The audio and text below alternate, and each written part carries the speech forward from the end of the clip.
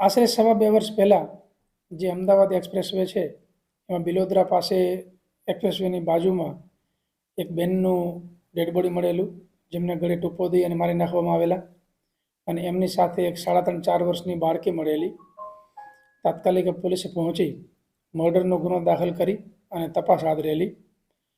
આ બાબતમાં કોઈ જ પ્રકારની ક્લૂ નહોતી મળતી. જે તે વખતે ફક્ત જે દીકરી છે એ એટલું બોલતી કે પાપા ને મમ્મી કો કચર ડાલા, અને એમની જે દીકરી છે નાની, એની લેંગ્વેજ જે છે એ યુપી ટાઈપનો ટોન હોય બોલીનો, એવું લાગતું હતું. એટલે અમે એક્સપ્રેસવેની સામેના છેડાવાળા વડોદરા, અમદાવાદ આ તમામ જગ્યાએ પણ ખૂબ જ શોધખોળ કરેલી. એ સિવાય જે દીકરી છે એનો ટોન યુપી ટાઈપની લેંગ્વેજનો લાગતો હતો, તો ત્યાંના પોલીસ અધિકારીઓ સાથે સંપર્ક કરેલા. એની માતાનું નામ એ જે તે વખતે પૂજા જણાવતી, તો એ મુજબની મતદાર યાદી ત્યાંથી મેળવી અને એમાં પણ ચેક કરેલું. ઘણા બધા ટેકનિકલ એવિડન્સ બધી જ રીતે ખૂબ પ્રયત્નો કરેલા અને એમાં કોઈ પણ પ્રકારની સફળતા મળતી નહોતી. અને દર મહિને આ કેસનું ડિટેલમાં રિવ્યૂ થતું. તપાસ એલસીબીને આપી દેવામાં આવેલી.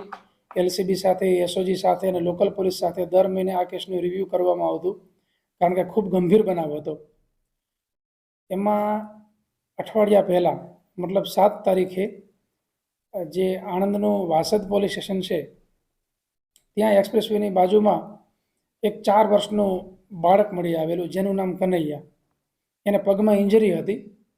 આ એક નાનકડી જે સોશિયલ મીડિયા પોસ્ટ હતી, કોઈ આણંદના કે બીજા કોઈ પત્રકાર મિત્રએ મૂકેલી, એકદમ સામાન્ય પોસ્ટ કે આ પ્રકારનું એક બાળક મળી આવેલ છે.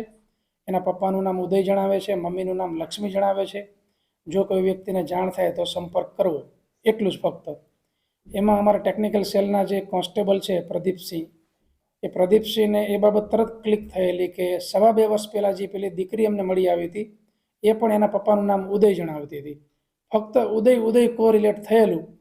અને એ કનૈયાનો જે તે પત્રકારે અંદર ફોટો મૂકેલો, એ ફોટાના આધારે આ અમારા કોન્સ્ટેબલને એવું લાગ્યું કે આ કનૈયાની જે આંખો છે, અને પેલા જે અમે અગાઉ જે દીકરીની ખૂબ પૂછપરછ કરેલી, ઘણી વખત અમે ચાઇલ્ડ વેલફેર ઓફિસરને અને બધાને સાથે રાખી સિવિલ ડ્રેસમાં, કારણ કે જે તે વખતે મર્ડરનો ગુનો અનડિટેક હતો, તો ચહેરામાં આંખો જે છે એ મળતી આવતી હતી, એવું એમને ક્લિક થયેલું. એટલે જેથી એ જે દીકરી હાલ અહીંયા એક માતૃછાયા સંસ્થા છે એમાં ખૂબ સારી રીતે એની દેખભાળ થઈ રહી છે. એટલે દીકરીને મળી અને કનૈયા છે એ ત્યાં હોસ્પિટલમાં હતો, કારણ કે એને પગમાં ફ્રેક્ચર હતું.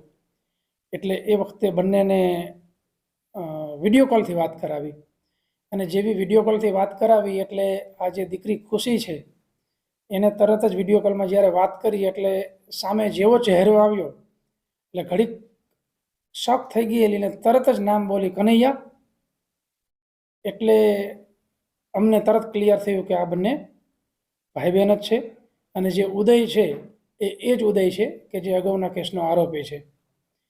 ત્યારબાદ એ જે બાળક છે એને પણ અહીંયા માતૃછાયા સંસ્થામાં લાવવામાં આવેલ છે. બંને ભાઈ બહેનની ખૂબ સારી રીતે દેખભાળ થઈ રહી છે.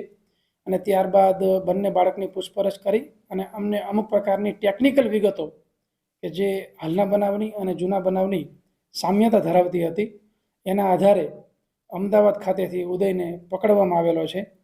ઉદયનું નામ ઉદય વર્મા છે અને એ યુપીના પ્રતાપગઢ જિલ્લાનો છે.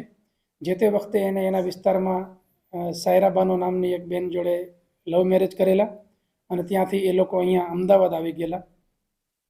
કોવિડ વખતે પાછો ગયેલો એ, અને ફરીવાર આવી અને એમ્બ્રોઇડરીના કારખાનામાં એ મજૂરી કામ કરતો હતો. અને એની પત્નીની ઉપર હંમેશા શક વ્યક્ત કરતો હતો. એ રીતે એની પત્નીને અહીંયા લાવી અને જે તે જગ્યાએ એનું ગળે ટૂંપો દબાવી દીધું ગળું, અને એનું મૃત્યુ નિપજાવેલું. અને એની દીકરી છે એને પણ એને મારી જ નાખવાનો પ્રયત્ન કરેલો. હાલ એ કબૂલે છે કે એની દીકરીને ઊંચી કરી અને નીચે પટકેલી. એટલા માટે જ આપણે જે તે વખતે દીકરીને લાવ્યા ત્યારે એને પણ પગમાં ગંભીર ઈજા હતી, કે અને એ એવું જ માનતો હતો કે એની માની સાથે દીકરી પણ મરી ગયેલી છે. પરંતુ માતૃછાયા સંસ્થાએ એની ખૂબ સારી સંભાળ રાખી અને દીકરીનો ખૂબ સારી રીતે ઉછેર થઈ રહેલો છે. એ જ રીતે 2 વર્ષ બાદ અત્યારે એણે બીજી એક કોઈ બેન છે એની જોડે મેરેજ કરેલા છે.